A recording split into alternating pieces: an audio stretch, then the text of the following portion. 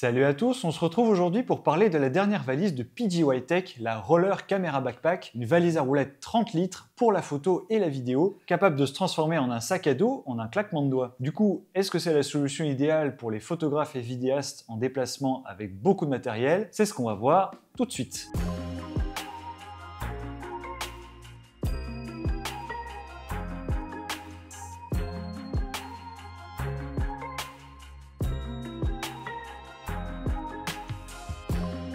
Depuis pas mal d'années, l'accessoiriste chinois PGY-TECH s'est fait un nom sur la scène photo-vidéo pour ses sacs à dos, sacs besace et sacs de voyage. En novembre 2024, la marque a lancé un produit original, le Roller Camera Backpack. Sur le papier, le principe est tout simple.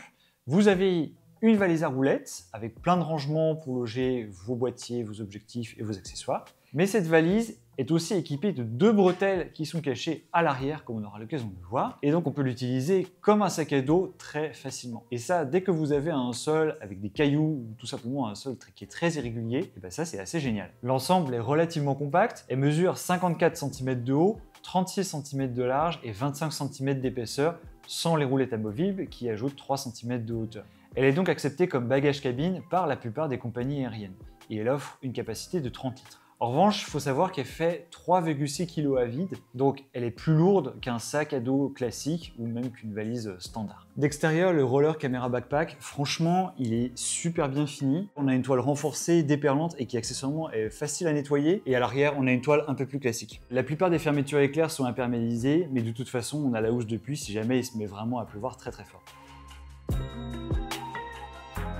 On a 2 poches latérales, donc c'est pratique pour mettre par exemple un trépied ou une gourde, sachant que de toute façon, là l'espace qui est ici, on a 2 petites sangles qui viennent s'attacher sur ces attaches-ci, et ça permet de mettre un trépied à l'horizontale, et ça c'est quand même plutôt pratique. Accessoirement, comme vous l'aurez constaté, le sac roule super bien, franchement les roulettes sont idéal. Et de ce point de vue-là, le sac met vraiment une raclée à tous les sacs à roulettes qu'on n'a jamais pu avoir entre nos mains. Du côté des poignées, on en a une sur le haut et une sur le côté et c'est tout. C'est-à-dire qu'on n'a pas de poignée de l'autre côté et on n'a pas non plus de poignée en dessous. Bon.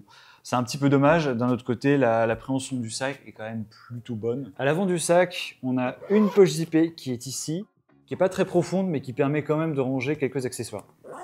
Ensuite, on a un compartiment à l'avant qui se dézippe comme ceci, et c'est là justement qu'avec le système de soufflet qui est vanté par PGY-TECH, on peut accroître la capacité de cette poche qui s'ouvre comme ceci.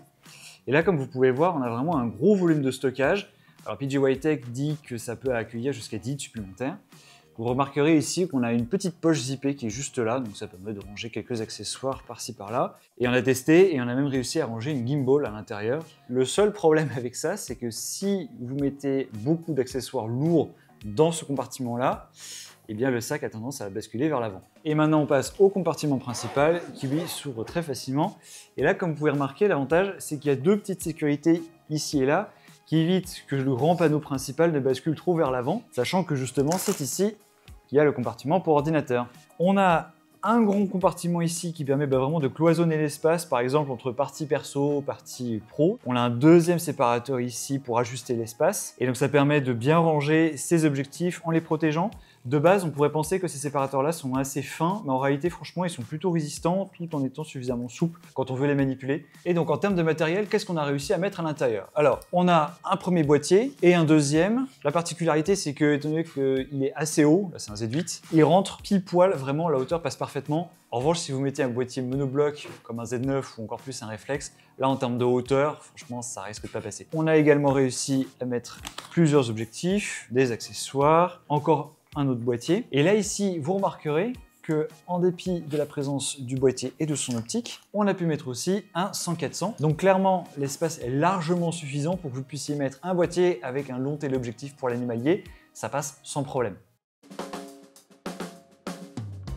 On va passer du coup à l'arrière du sac. On a donc une glissière qui est ici et qui est un peu gênée par les petites attaches qui sont là. Et ça tout simplement à dissimuler la poignée télescopique. Et d'ailleurs, si on peut faire un petit reproche, c'est que cette glissière-là, malheureusement, elle a tendance à pas être très fluide. Ça nous inspire pas forcément méga confiance pour l'avenir, mais bon, c'est un peu la seule qui est dans ce cas-là. Par contre, ce qui est très bien, c'est là ici. Vous ouvrez, et ce panneau dorsal, en fait, on va le replier en 3 comme ceci. Vous avez un petit crochet que vous pouvez glisser juste là. Et c'est comme ça que vous accédez justement aux fameuses bretelles pour le portage en mode sac à dos. Autre petite attention qui est très bien pensée, c'est là si vous voulez éviter que les roulettes ne viennent salir le bas de votre chemise ou de votre t-shirt, vous avez deux petites chaussettes qui viennent se glisser sur les roulettes pour les protéger.